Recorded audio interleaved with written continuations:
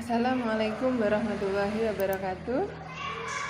Bismillahirrahmanirrahim. Anak-anak yang Ibu banggakan, alhamdulillah kita bisa bertemu lagi dalam pembelajaran pendidikan agama Islam dan budi pekerti sekolah dasar. Hari ini kita akan belajar tentang toharoh.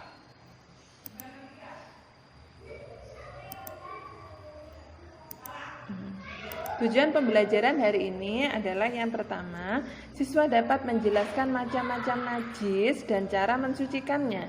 Siswa dapat menyebutkan tata cara bersuci dan siswa dapat mempraktekkan wudhu. Toharoh itu artinya bersuci dari hadas dan najis. Bersuci hukumnya wajib karena setiap mau sholat harus suci. Caranya bersuci adalah dengan melaksanakan wudhu. Wudhunya dengan air. Kalau tidak ada air, bisa tayamum, bersuci menggunakan debu. Apa itu najis? Adalah sesuatu yang kotor. Yang pertama disebut mukhafafah, yaitu air kencing bayi laki-laki yang berumur 2 tahun dan belum pernah makan sesuatu kecuali air susu ibunya atau ASI. Yang kedua adalah najis mutawasitoh, segala kotoran yang keluar dari 2 pintu, dari kubul dan dubur, manusia dan binatang. Yang ketiga adalah najis mughaladoh, yaitu najisnya anjing dan babi. Najis mukhafafah itu ringan, mutawasitoh itu sedang, dan mughaladoh itu najis yang berat. Sedangkan hadas adalah keadaan tidak suci yang menyebabkan terhalang melaksanakan ibadah. Jadi kalau berhadas tidak bisa melaksanakan sholat atau ibadah kecuali sudah suci. Contohnya ada hadas yang pertama, hadas kecil, contohnya kencing, buang air besar, kentut, dan sebagainya. Sementara hadas besar contohnya adalah haid, nifas pada perempuan, dan lain sebagainya. Dan bagaimana cara mensucikan najis? Yang pertama, najis mukhafafah yang paling ringan dengan memercikkan air di atas benda yang terkena najis meskipun tidak sampai mengalir. Jadi cukup dipercikkan saja. Kalau najisnya adiknya yang masih bayi, yang masih minum ASI, ngompol, cukup dipercikkan air. Nah, kalau najis berat yang najisnya anjing dan babi, misalnya sepatumu dijilat anjing, bagaimana membersihkannya? Dibasuh 7 kali dengan air, salah satunya diberi tanah atau debu. Nah, sementara najis mutawasitoh tadi ada 2 jenis ya. Kalau yang ainiyah itu ada zatnya, ada rasanya, ada warnanya, ada baunya.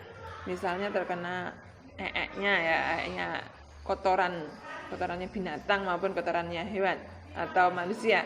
Caranya mencucinya dihilangkan, kemudian dibasuh sampai zat, rasa, warna, dan baunya hilang.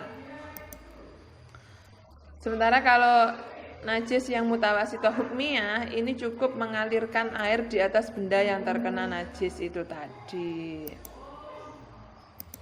Nah, ada macam-macam air yang bisa digunakan untuk bersuci. Yang pertama adalah air sumber, air es atau air salju, air embun, air hujan, air laut, air sungai, air sumur.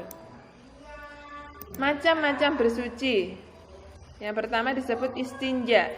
Istinja itu atau istilahnya kalau kita namanya cawik ya. Setelah kencing dan buang air besar dibersihkan dengan air. Kalau tidak ada air bisa dengan tisu, kertas atau batu. Kemudian yang kedua bersucinya dengan mandi, yaitu sebelum masuk doa dulu, dibersihkan dengan air, disabun mulai yang kanan, dibilas sampai bersih, gosok gigi, dikeringkan pakai handuk, dan keluar kamar mandi berdoa juga.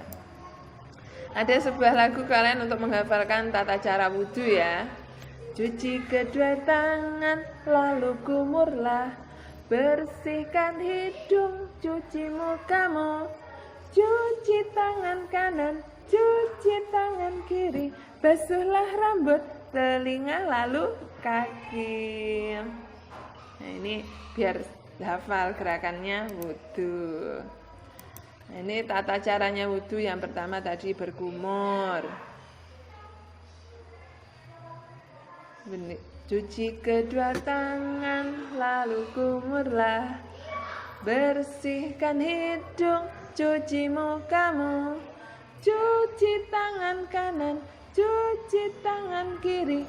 Basuhlah rambut, telinga, lalu kaki. Jadi ini, cuci kedua tangan, lalu kumurlah.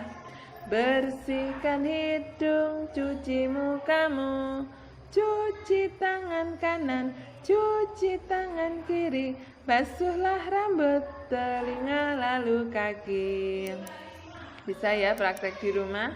Nah ini doanya kalau mau masuk kamar mandi.